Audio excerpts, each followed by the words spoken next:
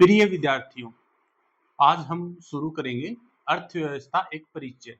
एक परिचय के रूप में हम इकोनॉमिक्स शुरू कर रहे हैं। तो किसको कहते हैं अर्थव्यवस्था? यानी जहाँ पर हम आर्थिक गतिविधियों का अध्ययन करते हैं, उसको हम अर्थव्यवस्था कहते हैं। तो आर्थिक गतिविधि में हमें कैसे पता चलेगा कि ये एक्टिविटी इकोनॉमिक एक्टिविटी है? वैसे तो जनरल लाइफ में हम डेली इकोनॉमिक एक्टिविटी करते हैं। वो बात अलग है कि हमारे डेली की लाइफ में हम टर्म्स का जो है अलग यूज करते हैं, जबकि इकोनॉमिक्स की टर्म और अपनी डेली लाइफ की टर्म में ये डिफरेंस होता है। इसी वजह से हम इकोनॉमिक्स को डेली लाइफ में समझ नहीं पाते, लेकिन हम एक्टिविटी डेली लाइफ में करते हैं।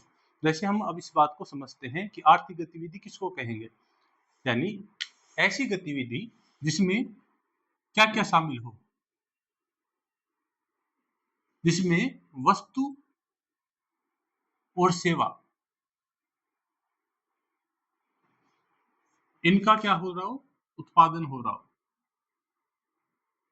यानी इकोनॉमिक एक्टिविटी में क्या शामिल होगा, यानी वस्तु और सेवा। वस्तु के रूप में कोई भी गुड्स हो सकती है, जैसे हम डेली लाइफ में जैसे आटा मार्केट से लाते हैं, मैगी जैसे लाते हैं।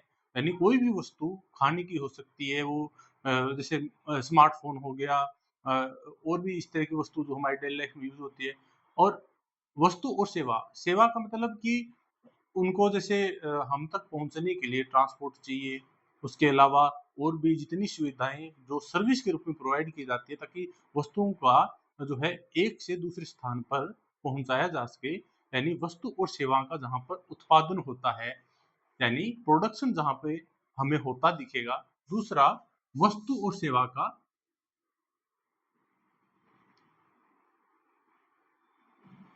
उपभोग, यानी वस्तु और सेवा का उत्पादन जहां पे दिखे, वस्तु और सेवा का उपभोग जहां पे दिखे। क्योंकि हम मार्केट से कोई भी सामान ले आए तो ऑब्वियसली बात है कि हम उसका उपभोग करेंगे। यानी वस्तु और सेवा का उत्पादन, वस्तु और सेवाओं का उपभोग, और इन दोनों कंडीशन में मौद्रिक लेन देन भी होगा।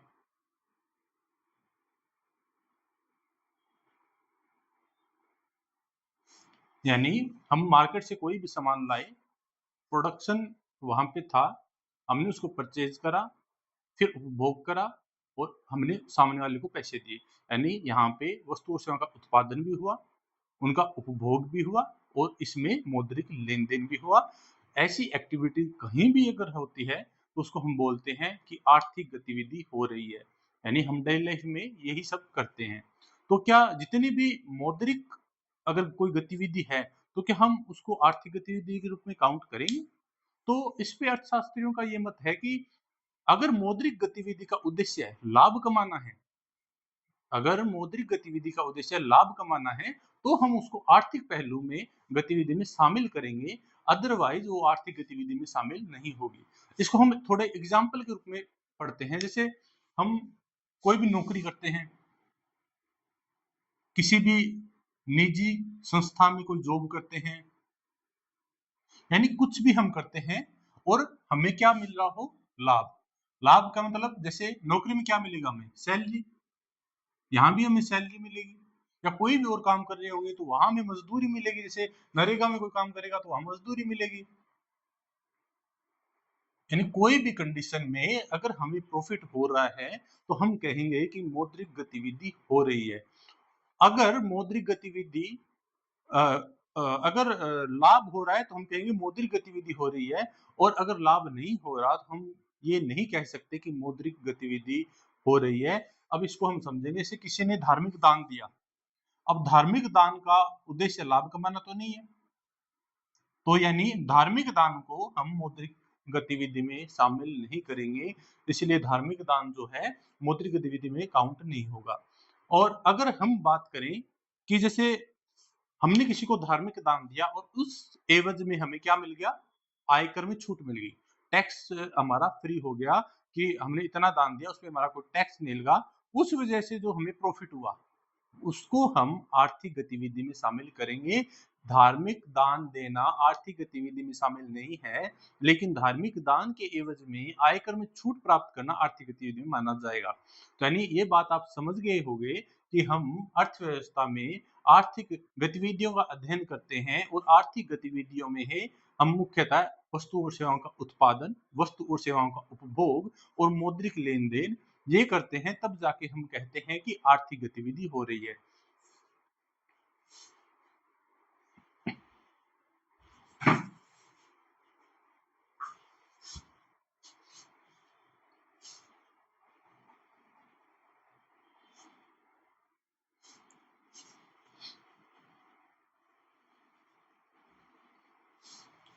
अब हम आगे देखेंगे कि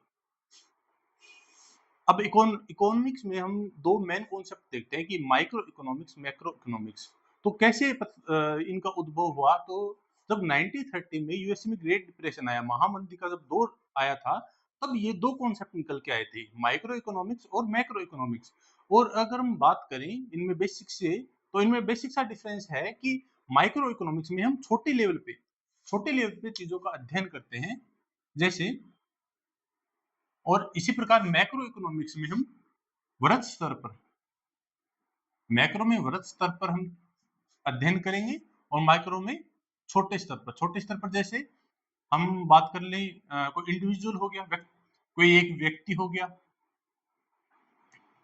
इंडिविजुअल हो गया या कोई संस्था होगी, जैसे कोई संस्था होगी, यानी एक कोई संस्था है, कोई इंडिविजुअल है, यानी छोटे स्तर पर करते हैं, तब हम इसको माइक्रो एक्टिविटी कहेंगे और बड़े स्तर पर जब हम आर्थिक गतिविधि का अध्ययन करेंगे तो हम जो है उसको मैक्रो इकोनॉमिक्स कहेंगे। और ये दोनों एक दूसरे की पूरक होती है, कॉम्प्लीमेंट्री होती है ये दोनों।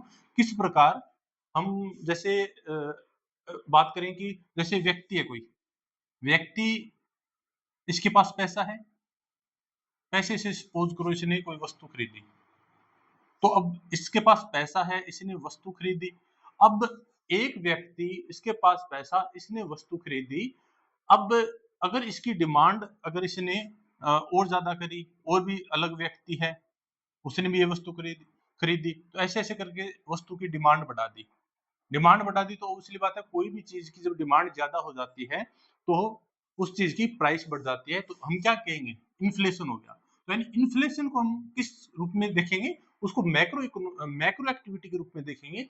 वहीं पे बात करें व्यक्ति के पास पैसा है, उसने वस्तु की डिमांड करी और उसके बाद यानी ये छोटे लेवल पे इस तरह की एक्टिविटी होगी और बड़े लेवल पे ये इफ़ेक्ट दिखेगा उस चीज़ का। तो यानी हम कह सकते हैं दोनों एक दूसरे के पूरक है। इस प्रकार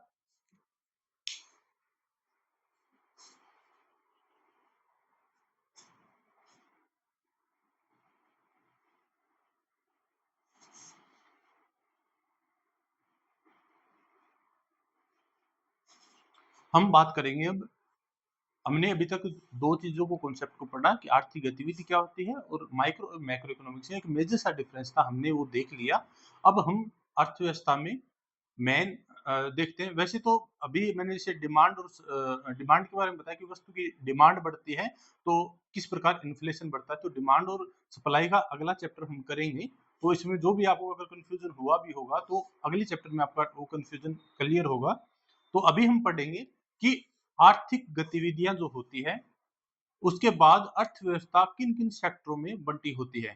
तो मेनली देखा जाए तो अर्थव्यवस्था में मुख्यतः 3 सेक्टर हम देखने को मिलते हैं। फर्स्ट प्राथमिक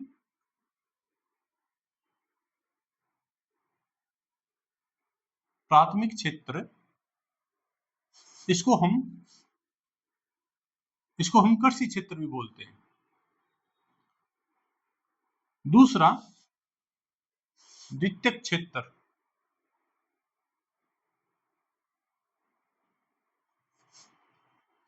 इसको हम औद्योगिक क्षेत्र भी बोलते हैं। और तीसरा है तृतीयक क्षेत्र,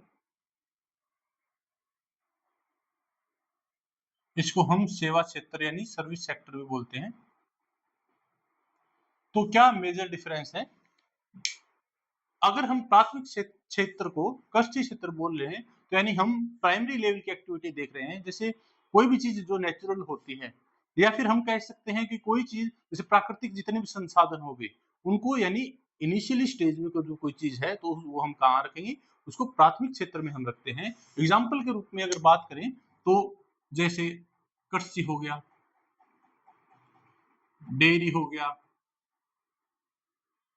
मत्स्यन हो गया, यानी इस तरह की एक्टिविटी जो हम प्राइमरी जिनका जो है प्रोडक्शन लेवल पे, मतलब जिनका अभी हमने एक एक जैसे इसमें एक और काउंट कर लें, जैसे कच्चा माल हो गया, यानी कोई भी जब चीज शुरुआती दौर में है वो हम प्राइमरी सेक्टर में रखते हैं, यानी इसको प्राकृतिक वस्तु बोलते हैं, यानी अपनी नेचुरल फॉर्म में ये चीजें होती हैं। द्वितीयक क्षेत्र में हम प्राथमिक क्षेत्र की एक्टिविटी, यानी जो प्राथमिक क्षेत्र की जो चीजें होती हैं उनका यूज करते हैं। प्राथमिक क्षेत्र की चीजों का यूज करके हम क्या करते हैं, उत्पादन करते हैं। यानी सेकेंडरी सेक्टर में वस्तुओं का क्या हो रहा होता है, उत्पादन हो रहा होता है। जैसे जैसे मोटर वाहन का जैसे इंडस्ट्री हो गया, मोटर वाहन की हो गई, कोई अन्य जैसे इलेक्ट्रिकल कोई भी इंडस्ट्री हो गई, यानी सेकेंडरी क्षेत्र में हम क्या रखेंगे, इस तरह की एक्टिविटी रखेंगे।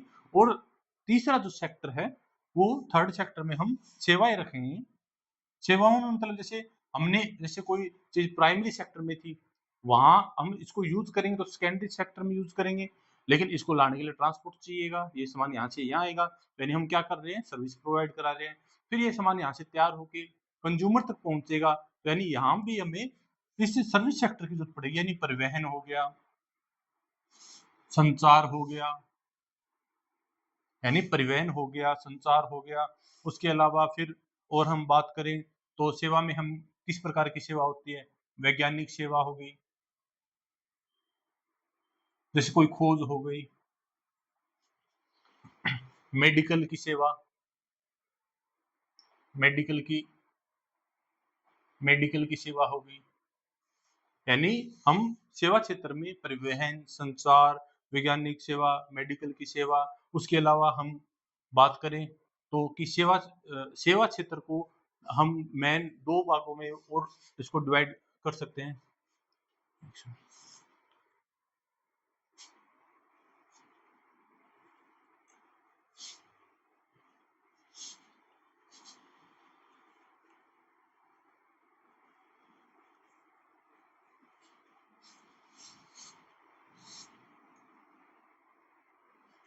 हम बात कर रहे थे सेवा क्षेत्र की, तो सेवा क्षेत्र को हम दो भागों में और डिवाइड कर सकते हैं।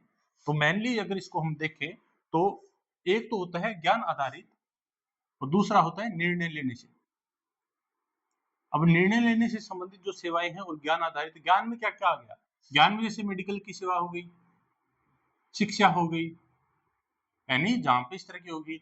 और निर्णय में जैसे सिविल सेवा हो गई, जैसे अपन आरएस की हो गई, कोई भी जैसे हम उच्च जैसे कोई भी कंपनी में हम काम करते हैं, ऊंचे पोस्ट पे हैं, यानी उनके प्रबंधन मैनेजमेंट की जो सर्विस हो गई, यानी जो निर्णय लेने से संबंधित होगी और जो ज्ञान से संबंधित होगी, इनको वैसे चतुर्थ और पंचम में भी इसको बांटा हुआ है, क्वाटरनरी और जो है इसमें बांटा बांटा गया है इसको।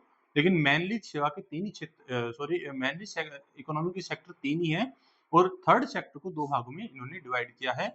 और हम बात कर रहे थे कि प्राइमरी सेक्टर हम एग्रीकल्चर के रूप में उसको देखते हैं, यानी हम एग्रीकल्चर के रूप में कोई भी अर्थव्यवस्था, जैसे हम बोलते हैं कि भारतीय अर्थव्यवस्था जो है कृषि आधारित थी, तो कृषि आधारित यानी इसका मतलब है कि उस क्षेत्र का हिस्सा 50% प्लस अबोव है, यानी वो जैसे कहीं भी अगर एग्रीकल्चर का हिस्सा 50% प्लस है तो उसको हम कहेंगे कि यह अर्थव्यवस्था कृषि आधारित है। इसी प्रकार अगर कोई भी अर्थव्यवस्था अगर ये है कि 50% प्लस, जैसे औद्योगिक अर्थव्यवस्था 50% प्लस है, तो हम कहेंगे कि औद्योगिक अर्थव्यवस्था यहाँ पे है। इसी प्रकार किसी में सेवा का जो क्षेत्र है वो अगर 50% प्लस है तो हम कहेंगे कि यह जो सर्विस है वो सेवा आधारित सर्विस है। यानी अब भारत के अंदर पहले क्या था, पहले ये था कि जो कृषि का योगदान था, कृषि का योगदान ये 55% था। करंट में ये योगदान है 17% के आसपास, इसके आसपास जनरली ये रहता है। और अब भारत में सेवा क्षेत्र का योगदान है 55%, यानी वर्तमान में अगर देखा जाए तो इंडियन जो इकोनॉमी है वो किस सेक्टर पे बेस्ड है, यानी हमारी जो अर्थव्यवस्था है वो सेवा आधारित है। इकोनॉमी जो हमारी है वो सर्विस बेस्ड इकोनॉमी है, क्योंकि अब हम यहाँ पे सेवा का जो क्षेत्र है वो 50% प्लस है।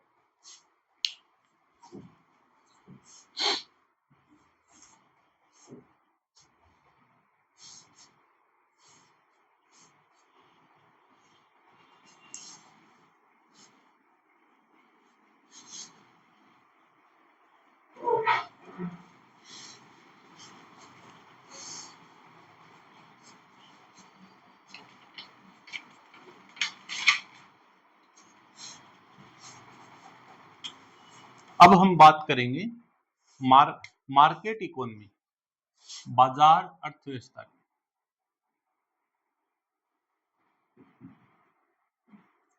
क्या होती है मार्केट इकोनॉमी? तो इसमें हम एडम स्मिथ ने क्या कहा, पहले वो देखेंगे। एडम स्मिथ के अकॉर्डिंग क्या होती है मार्केट इकोनॉमी, क्या होती है कि एडम स्मिथ ने बताया कि कोई भी वस्तु और सेवा, उसका प्रोडक्शन जब भी होता है तो वो सेल्फिश रीजन से, यानी सेल्फिश मोटिव के कारण उस वस्तु और सेवा का उत्पादन किया जाता है। जैसे हम कोई भी चीज बनाते हैं तो ऑब्वियसली बात है कि हम प्रॉफिट कमाना चाहते हैं, ताकि हम उस चीज को बेचें और हमें प्रॉफिट मिले। तो यानी एडम स्मिथ ने कहा कि कोई भी वस्तु और सेवा का जब उत्पादन होता है तो उसका मोटिव रहता है लाभ कमाना। और दूसरी अगर बात करें कि अगर हमें स्मिथ ने बताया कि अगर हमें उच्च स्तरीय समृद्धि, यानी अब अगर अपर लेवल पे बढ़ना है तो हमें क्या करना होगा, हमें श्रम का विभाजन करना होगा, यानी अलग अलग लोगों को ऐसे काम डिवाइड करना होगा ताकि बढ़िया तरीके से काम हो, पारदर्शिता के साथ काम हो।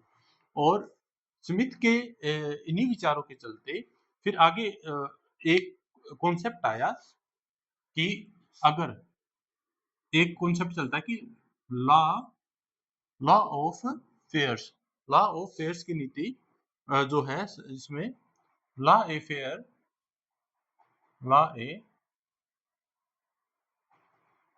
लॉ से फेयर,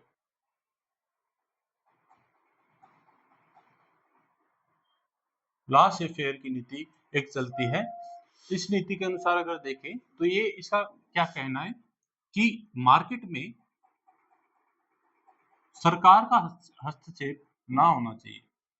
हस्तक्षेप किस रूप में, कि अगर हम बात करें कोई भी वस्तु और सेवा का प्रोडक्शन करना है तो वो सरकार ना करे, वो कौन करे, वो करे निजी, निजी कोई कंपनी हो या कोई भी हो वो करे।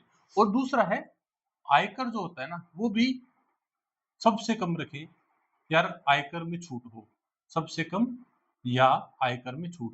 तो लॉ ऑफ फेयर्स के अनुसार इसमें सरकार का रोल न के बराबर होगा, अगर हो या तो होगा ही नहीं या न के बराबर होगा। और इसमें मेन रोल किसका होगा, कंपनी होगा, कंपनी का रोल होगा। तो इसमें क्या होगा फिर कि अगर ये कंडीशन जब बनती है तो एडम स्मिथ के इन विचारों के चलते कि एक तो एडम स्मिथ ने बताया कि जो है हम सेल्फिश मोटिव से कोई काम करते हैं।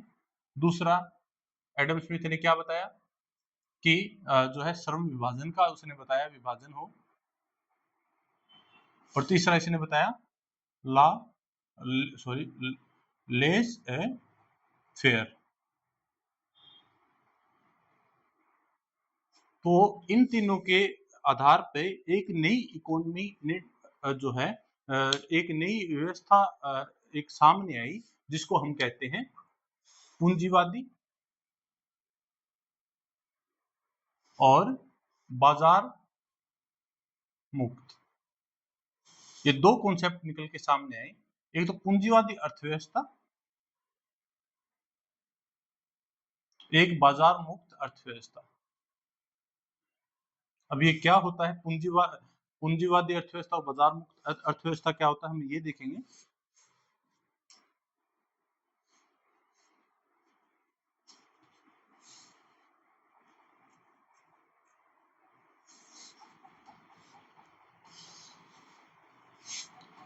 मार्केट इकोनॉमी,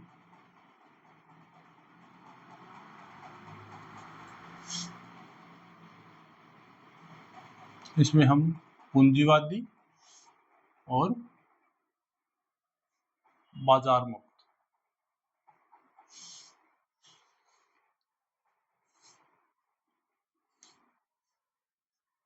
पूंजीवादी का मतलब क्या होता है? धन और उत्पादनकारी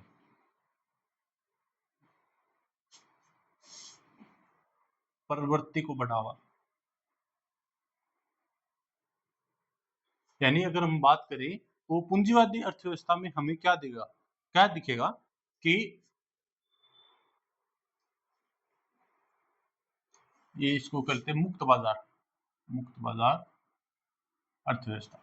तो यानी हम बात करें तो मार्केट इकोनॉमी में ये दो कॉन्सेप्ट जब सामने आए कि पूंजीवादी अर्थव्यवस्था और मुक्त बाजार की अर्थव्यवस्था, तो पूंजीवादी अर्थव्यवस्था में हम देखते हैं कि धन और उत्पादनकारी प्रवृत्ति को बढ़ावा यहाँ पे दिया जाता है। यानी यहाँ पे क्या होगा कि कोई भी पूंजीपति होगा वो क्या करेगा, अपने धन का यूज करेगा और प्रोडक्शन को बढ़ाएगा। यानी इस प्रकार की प्रवृत्ति यहाँ पे जनरली देखने को मिलेगी। और मुक्त बाजार अर्थव्यवस्था में क्या होगा, एक्सचेंज होगा। एक्सचेंज किसका होगा, मनी का होगा। यानी यहाँ पे इस प्रवृत्ति को बढ़ावा मिलेगा क्योंकि ये उत्पादन का प्रवृत्ति और फिर बाद में ये बाजार में जब कोई भी चीज आएगी तो यहाँ पे धन का एक्सचेंज होता है। तो यानी ये दो कॉन्सेप्ट निकल के सामने आए पूंजीवादी और मुक्त बाजार में। तो इसमें हम देख सकते हैं कि यहाँ पे धन और उत्पादनकारी प्रवृत्ति को बढ़ावा मिलता है, जबकि मुक्त बाजार अर्थव्यवस्था में इकोनॉमी का जो है, मनी का जो है एक्सचेंज होता है। और अगर हम बात करें तो पूंजीवादी में सरकार की यहाँ उपस्थिति नहीं होती। हमने बात करी थी ऊपर, लॉ अफेयर्स यानी सरकार का हस्तक्षेप उसमें ना हो, सरकार की यहाँ अनुपस्थिति होती है। अगर उपस्थिति है तो भी न के बराबर होती है। यहाँ पे सरकार की अनुपस्थिति होगी, अगर उपस्थिति होगी तो भी न के बराबर। और अगर यहाँ पे सरकार नहीं है तो किसको यहाँ पे उपस्थिति है, निजी। निजी है, अगर सपोज करो कि कोई भी चीज यहाँ पे निजी स्वामित्व की कोई भी है तो क्या होगा, यहाँ पे मोनोपोली दिखेगी।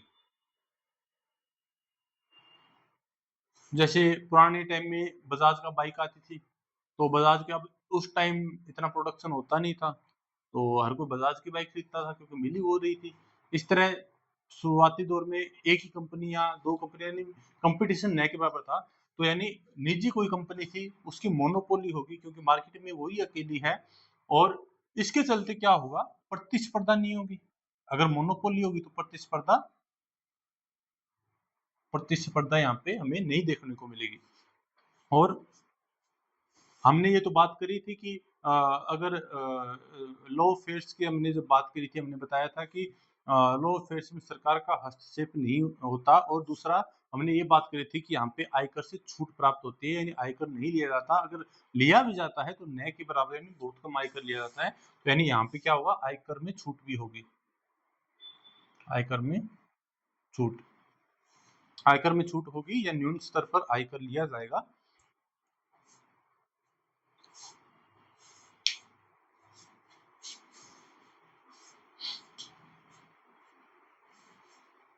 और वहीं बात करें मुक्त बाजार अर्थव्यवस्था में, तो हमने बात करी कि यहाँ पे मनी का हमें एक्सचेंज दिखेगा कि मनी जो है एक्सचेंज हो रहा है। और यहाँ पे सरकार का रोल की बजाय, सरकार का रोल यहाँ पे नहीं है, यहाँ पे रोल किसका होगा, बाजार का। मुक्त बाजार में सरकार का रोल नहीं होगा, यानी कोई भी निर्णय लेने हैं, कोई भी चीजों में उतार चढ़ाव है, कुछ भी हो एक्टिविटी होगी, उसमें सरकार की भूमिका ना होकर बाजार की भूमिका होगी। मैन यहाँ पे जो मुक्त बाजार में बाजार जो है मैन रोल निभाएगा।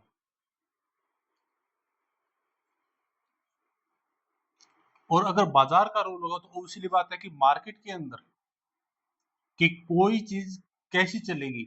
अगर बाजार का रोल आ रहा है तो ऑब्वियसली बात है कि मार्केट में कंपटीशन बढ़ जाएगा। तो यहाँ पे हमें जो है प्रतिस्पर्धा होगी, यहाँ पे प्रतिस्पर्धा होगी। यानी हम इसमें यहाँ पे प्रतिस्पर्धा नहीं हो रही, जबकि यहाँ पे प्रतिस्पर्धा होगी। क्यों, क्योंकि यहाँ पे बाजार का रोल है इसलिए यहाँ पे प्रतिस्पर्धा होगी। और बाजार है यहाँ पे एक्सचेंज ऑफ मनी होगा, बाजार का रोल है इसलिए यहाँ पे सरकार का रोल नहीं हो सकता।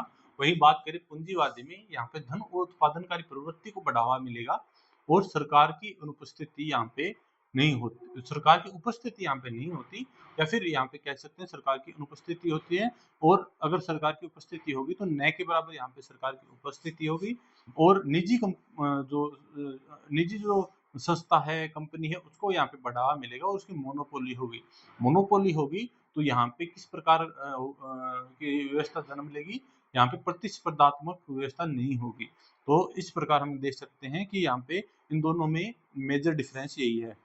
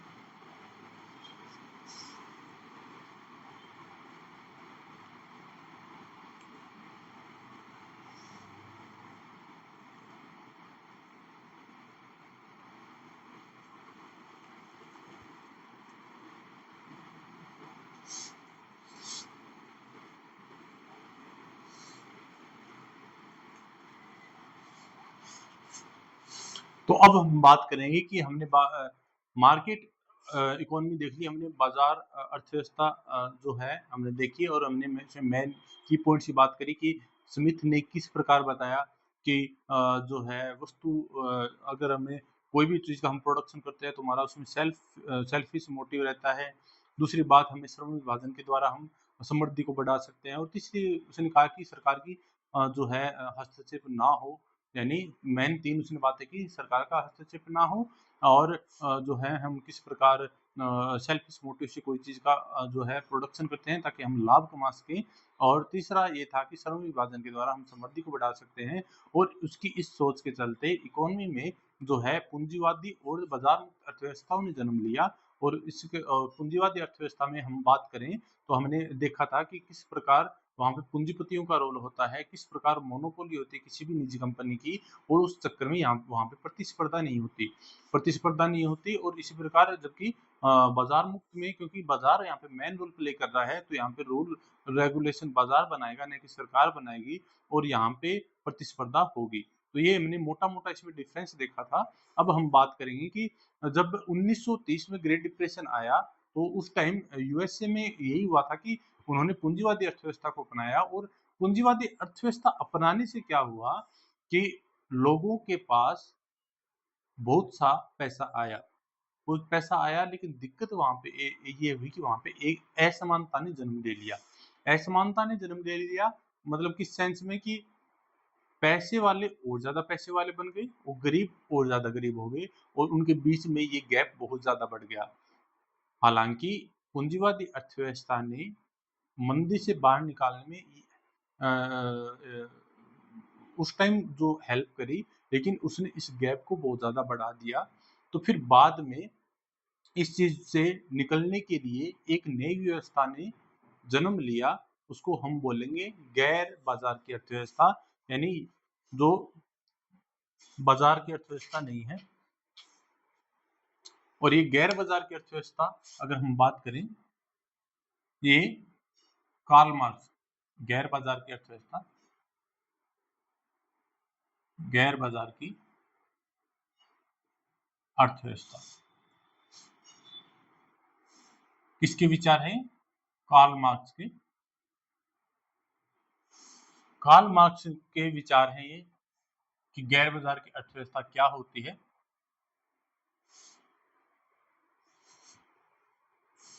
तो गैर बाजार की अर्थव्यवस्था में जिस प्रकार हमने बाजार अर्थव्यवस्था में पूंजीवादी और मुक्त बाजार की अर्थव्यवस्था देखी थी, इसी प्रकार इसमें भी हम देखते हैं मुख्यतः समाजवादी एंड साम्यवादी। समाजवादी और साम्यवादी अर्थव्यवस्था का हम इसमें जिक्र करेंगे। हम देखेंगे कि गैर बाजार अर्थव्यवस्था का उद्भव क्यों हुआ, यानी जो बाजार अर्थव्यवस्था थी, मार्केट इकोनॉमी थी, उसमें कोई प्रतिक्रिया हुई है, उसमें कोई चीजें हुई, उसका इफेक्ट पड़ा, फिर उसकी प्रतिक्रिया के रूप में गैर बाजार अर्थव्यवस्था का कॉन्सेप्ट आया, और गैर बाजार की अर्थव्यवस्था में हम समाजवाद और साम्यवाद का इसमें हम मिला-जुला प्रभाव देखें। तो अब वहाँ पे कमियाँ क्या थी? वहाँ पे कमियाँ थी कि जैसे गरीब और अमीर के बीच में बहुत ज़्यादा गैप था, तो ये गैप यहाँ पे भरना होगा, तभी उसकी कमियों को दूर किया जा सकता है। तो यानी यहाँ पे देश के संसाधन हैं, देश के संसाधनों का उपयोग सभी के लिए हो। यानी एक वर्ड में बोलूँ तो किसकी बात कर रहा है? समानता की बात कर रहा है। यानी देश की संसाधन है, किसी इंडिविजुअल के हाथ में ना जाए, पर्टिकुलर एक ही लोगों के पास ना जाए, सबके पास संसाधनों का वितरण समान रूप से हो, यानी जरूरत के आधार पर समान रूप से वितरण हो। तो यानी यहाँ पे हम बात करेंगे कि यहाँ पे देश के संसाधनों का सभी के लिए समान वितरण की बात कही गई है, यानी यहाँ पे समानता की बात कही गई है। और यहाँ पे वहाँ पे पूंजीवादी में उनमें क्या था कि वहाँ पे सरकार की मनाही थी कि सरकार कोई भी लॉ ऑफ फेयर की नीतियां बनाए, लेस फेयर की नीति बनाए, लेकिन यहाँ पे जो कुछ करेगी सरकार करेगी, सरकार ही यहाँ पे सब कुछ है।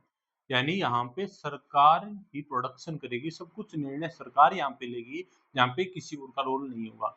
यानी ये यहाँ पे ये निजी को बढ़ावा नहीं देता, ये निजी की मनाही करता है, ये सरकार को यहाँ पे प्रमोट करता है कि वो आगे आए और अर्थव्यवस्था को है सुचारू रूप से चलाएं, यह सरकार को मान्यता देता है। तो ऑब्वियसली बात है कि सरकार होगा तो निजी को मान्यता होगी, तो निजी अगर कुछ नहीं होगा, निजी संपत्तियां नहीं होगी, तो और इसका मोटिव क्या था? असमानता ना हो, यानी समानता की बात पे, यानी सरकार क्या करेगी? सरकार किसी के साथ भेदभाव तो नहीं करेगी, तो सरकार क्या करेगी? इक्वल रूप में चीजों को डिस्ट्रीब्यूशन करेगी। निजी में क्या होता है? कोई इंडिविजुअल है तो वो प्रॉफिट कमाया जा रहा है, वो धनी होता जा रहा है, तो बाकी लोगों को उसको प्रॉफिट मिल नहीं रहा, तो यानी असमानता यहाँ पे पनप रही है। सरकार होगी तो सबको इक्वल डिस्ट्रीब्यूट करेगी, तो यानी यहाँ पे असमानता में क्या होगी? कमी होगी, इसलिए यहाँ पे सरकार का रोल बताया जा रहा है। और यहाँ पे गैर बाजार की अर्थव्यवस्था है, तो यानी बाजार यहाँ पे क्या होगा? अनुपस्थित हो गया, यानी मार्केट का कोई सीड ही नहीं होगा, यानी नीतियां निर्णय ये कौन लेगा? सरकार लेगी। अगर बाजार अगर रोल नहीं प्ले कर रहा, तो ऑब्वियसली बात है कि नीतियां बनाना, कोई चीज का निर्णय लेना यहाँ पे फिर सरकार का होगा, बाजार नहीं, यहाँ पे सरकार मैन होगी, सरकार का यहाँ पे मैन रोल होगा। और अगर अब सरकार यहाँ पे अगर है, तो यहाँ पे प्रतिस्पर्धा का क्या हुआ? प्रतिस्पर्धा यहाँ पे पूर्णतः अनुपस्थित। अब क्योंकि सरकार के अंडर में है, तो यहाँ पे कंपटीशन तो होगा ही नहीं, क्योंकि जो प्रोडक्शन कर रही है वो सरकार कर रही है, तो उसका कंपटीशन मोनोपोली होगी, एक तरीके से देखा जाए मोनोपोली, यहाँ पे पूरा सब कुछ सरकारी प्रोडक्शन कर रही है, तो प्रतिस्पर्धा होगी नहीं, क्योंकि प्रतिस्पर्धा होने के लिए दो या दो से ज्यादा चाहिए, ताकि जैसे मैं एसी फ्रिज कूलर कुछ भी बना रहा हूँ, जितने भी रेट में दे रहा हूँ, कोई दूसरा सामने वाला उतने ही कम, उतनी ही सेम चीज सेम क्वालिटी कम रेट में दे रहा है, तो ऑब्वियसली बात है कि हर कोई उससे खरीद रहा है, नहीं ऐसे कंपटीशन बढ़ेगा, कंपटीशन बढ़ेगा तो प्रोडक्शन में जो है अच्छा प्रोडक्शन हम करेंगे हैं, और तो इस तरह से जो है यहाँ पे प्रतिस्पर्धा पूर्णतः अपसेंट, प्रतिस्पर्धा यहाँ पे नहीं होगी। और यहाँ पे बात करें तो वस्तु और सेवा का कितना उत्पादन करना है, कब उत्पादन करना है, कितना उत्पादन करना है, और इन्हें लोगों तक कैसे वितरित करना है, ये निर्णय भी क्या कौन लेगी? सरकार लेगी। यानी और इसमें क्या होगा? वस्तु सेवा का उत्पादन कितना करें, कब करें, और कब इनका वितरण करें, ये तीनों निर्णय कौन लेगी? यहाँ पे सरकार, सरकार बताएगी कि कब वस्तु सेवा का उत्पादन करना है, कितना करना है, और उनका वितरण कब करना है। तो अब हम बात करेंगे, हमने बाजार गैर बाजार की अर्थव्यवस्था, बाजार की अर्थव्यवस्था, हम दोनों के बारे में हमने देख लिया। हम बात करेंगे हम दो चीजें बाजार और अर्थव्यवस्था में थी, पूंजीवाद और गैर बाजार अर्थव्यवस्था में मेन क्या था, साम्यवाद। वैसे तो पूंजीवाद और क्योंकि इनको अगर बाजार अर्थव्यवस्था और गैर बाजार अर्थव्यवस्था के रूप में अगर देखूं तो इनमें पूंजीवाद और साम्यवाद के जो मेन डिफरेंस है वो हम देखेंगे यहाँ पे। क्योंकि पूंजीवाद क्या करता है, पूंजीवाद निजी संपत्ति को क्या करता है, मान्यता देता है, जबकि यहाँ पे मान्यता नहीं देता निजी संपत्ति, क्योंकि यहाँ पे मोनोपोली होगी और यहाँ पे प्रतिस्पर्धा नहीं होगी। तो यानी पूंजीवाद क्या करेगा, निजी संपत्ति को मान्य देगा। साम्यवाद निजी संपत्ति को मान्यता नहीं देगा। तो किसको मान्यता दे रहा है यहाँ पे, ये सरकार को मान्यता दे रहा है, सरकार को मानता है, ये सरकार को मान्यता नहीं दे रहा। दूसरी अगर बात करें तो पूंजीवाद किसका समर्थक होगा, स्वतंत्रता का। स्वतंत्रता यहाँ पे है, यहाँ पे स्वतंत्रता है किस सेंस में, क्योंकि यहाँ पे एक व्यक्ति प्रोडक्शन कर रहा है, इसको आर्थिक स्वतंत्रता मिली हुई है कि वो कितना भी वो कमाए, जो करे, कोई भी इस तरह हस्तक्षेप नहीं है। यहाँ पे सरकार का कंट्रोल है, यानी यहाँ पे स्वतंत्रता नहीं है। यहाँ पे फिर क्या है, यहाँ पे समानता की बात यह करता है। यहाँ पे बात है स्वतंत्रता की कि कोई व्यक्ति इंडिविजुअल कितना ही पैसा कमाए, सरकार का यहाँ पे रोल नहीं है। यानी आदमी क्या है, स्वतंत्र है, या कोई संस्था स्वतंत्र है कुछ भी करने के लिए। लेकिन यहाँ पे जब वो गैप आया था कि गरीब बहुत ज्यादा गरीब, अमीर बहुत ज्यादा अमीर, तो ये समझ में आया कि सरकार का रोल होना चाहिए, निजी का रोल होगा तो पैसा एक हाथ में जाएगा। तो इस प्रकार यहाँ पे कोशिश की गई समानता लाने की, इसलिए यह समानता का समर्थक है और यह स्वतंत्रता का समर्थक है। और यहाँ पे संसाधनों का वितरण मेरिट के अनुसार, मेरिट की सेंस में कि कौन कितना योग्य है उसके अनुसार संसाधन का वितरण हो। अब कोई व्यक्ति कुछ नहीं कर रहा और एक व्यक्ति बहुत दिन रात वो मजदूरी वो कर रहा है, यानी जितना जिसका हक है, जिसने जितना काम किया है उस हिसाब से संसाधनों का वितरण हो। यानी संसाधनों का वितरण मेरिट के आधार पे हो, मेरिट निकाले जाए। और यहाँ पे बात करी गई कि नहीं, मेरिट की बात नहीं है, जो आवश्यकता है उसके अनुसार संसाधनों का, आवश्यकता अनुसार संसाधनों का क्या हो, का वितरण हो, आवश्यकता अनुसार संसाधनों का वितरण हो। यहाँ पे बात की गई है संसाधनों का वितरण मेरिट के अनुसार हो, यहाँ पे आवश्यकता अनुसार संसाधनों का वितरण हो। यहाँ पे इंडिविजुअल व्यक्ति की बात की गई है, यानी यह व्यक्ति को महत्व देता है, व्यक्ति को महत्व देता है या किसी संस्था को महत्व देता है, लेकिन यह समाज को महत्व देता है। यानी ये सबको लेकर चल रहा है, ये इंडिविजुअल को लेकर चल रहा है, ये पूरे समाज को लेकर चल रहा है। इसमें ये भी मेजर डिफरेंस हमें देखने को मिलता है। और ये अहिंसा के, यानी इनको हिंसा नहीं, हिंसा के, अहिंसा के ये क्या है, समर्थक है। ये हिंसा के, अब कैसे हिंसा के किस सेंस में कि जैसे यहाँ पे एक व्यक्ति के पास बहुत सारा पैसा हो गया, आर्थिक असमानता यहाँ पे बढ़ी, ये कहता है कि उनके पास इतना पैसा है, कुछ लोगों के पास पैसा नहीं है, तो उनसे पैसा छीन के इनको दे दो। तो यानी ये बात करेगा, समानता की बात करेगा। और समानता, साम दाम दंड भेद नीति अपना के कैसे भी समानता आ जाए, किसी के पास ज्यादा पैसा है तो छीन के उसको दे दो, यानी ये हिंसा की यहाँ पे प्रमोट करता है। जबकि ये हिंसा प्रमोट नहीं करता, ये बोलता है कि संसाधनों का वितरण मेरिट के अनुसार, यानी कोई कितना योग्य है उसके अनुसार चीजों का वितरण हो। तो यानी ये अहिंसा का मुख्यतः समर्थक है। और अगर हम बात करें उस इसमें धर्म का मतलब क्या है, धर्म यहाँ पे आस्था का विषय है, और यहाँ पे धर्म को अफीम बताया गया है। समाजवाद में धर्म को, कि धर्म एक अफीम की तरह है, जैसे अफीम की क्या क्या नेगेटिव रोल होते हैं, उसी प्रकार यहाँ पे धर्म के रोल बताए गए कि धर्म अफीम की तरह है। और यहाँ पे पूंजीवाद में क्या है, धर्म आस्था का विषय बताया गया है। और ये यहाँ पे क्या होता है, वर्ग संघर्ष प्लस यहाँ पे सहयोग भी होता है। यानी यहाँ पे क्या होगा कि कोई भी चीजों का जो प्रोडक्शन होगा तो कोई भी चीज़ों का उत्पादन जब भी कोई करेगा तो यानी यहाँ पे हमें संघर्ष दिखेगा और लोग क्या है मिल-जुल के सहयोग से सारे काम वो करेंगे। लेकिन यहाँ पे केवल और केवल वर्ग संघर्ष दिखेगा, यहाँ पे सहयोग नहीं दिखेगा। यानी यहाँ पे केवल वर्ग संघर्ष है, यहाँ पे सहयोग नहीं है। तो हमने ये मेन बात करी 2 पूंजीवाद और साम्यवाद की हमने बात करी कि किस प्रकार यह निजी को समर्थन करता है, यह सरकार को समर्थन करता है, किस प्रकार यह स्वतंत्रता का समर्थक है, यह समानता का समर्थक है, किस प्रकार यह संसाधनों का वितरण मेरिट के आधार पर करता है, जबकि यह आवश्यकता के आधार पर करता है। यहाँ पे व्यक्ति को महत्व दिया जाता है, यहाँ पे समाज को महत्व दिया जाता है। यह अहिंसा का समर्थक है, जबकि ये हिंसा का समर्थक है। ये धर्म को आस्था का विषय मानते हैं, जबकि यहाँ पे धर्म क्या है, अफीम है।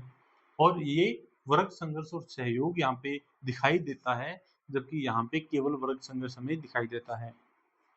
तो इस प्रकार हमने पूंजीवाद और साम्यवाद के रूप में जो है एक अर्थव्यवस्था को हमने जानने की कोशिश करी।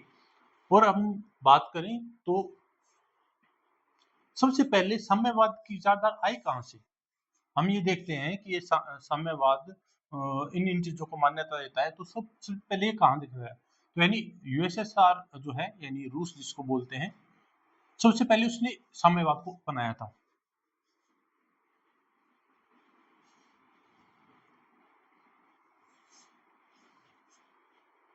यानी यूएसएसआर रूस ने सर्वप्रथम साम्यवाद को अपनाया था और सेकंड विश्व युद्ध के बाद विश्व 2 गुटों में बंट गया था।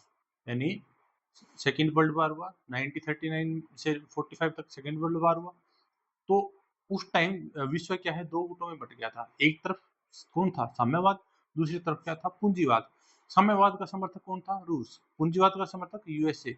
और शीत युद्ध का उस टाइम दौर था। शीत युद्ध उस टाइम हुआ और कौन विजयी कौन रहा? उस टाइम यूएसए विजयी रहा और यानी पूंजीवादी अर्थव्यवस्था विजयी रही। तो इस प्रकार हम बात करेंगे कि शीत युद्ध के बाद और इसी टाइम चाइना में भी 1949 के आसपास चाइना में भी क्या है साम्यवाद जो है पनप चुका था। साम्यवाद के हिसाब से वहाँ पे अगर मुख्य नेता अगर देखें तो वह माओ जेदांग साम्यवाद का वो समर्थक था। उसने इतनी गंदी गंदी नीतियाँ अपनाई, बहुत सारे लोगों का उसने इस साम्यवाद के चक्कर में कितना लोगों का, क्योंकि वहाँ के लोगों की जमीनें उसने हड़प ली और उस पैसे का वो देश की इकोनॉमी को उठाने में वो यूज करता। कोई भी उसका विरोध करता तो उसको वो मार देता। तो इस प्रकार साम्यवाद एक जो है हिंसा का एक क्रूरतम रूप चीन में 1949 के बाद देखने को मिला। लेकिन जब आर्थिक सुधार नहीं हुआ तो 1978 में चीन में क्या हुआ कि उन्होंने एज ए कंट्री के रूप में तो खुद को साम्यवाद रखा ही, लेकिन अर्थव्यवस्था उसने पूंजीवाद की अपना ली ताकि अर्थव्यवस्था का विकास हो सके। यानी चीन जो है ना तो कंप्लीटली साम्यवाद है ना कंप्लीटली पूंजीवाद है। उसने जो है इकोनॉमी के रूप में खुद को जो है पूंजीवाद के रूप में उसने एस्टेब्लिश कर रखा है, हालांकि वो कहने को खुद को साम्यवाद कहता है।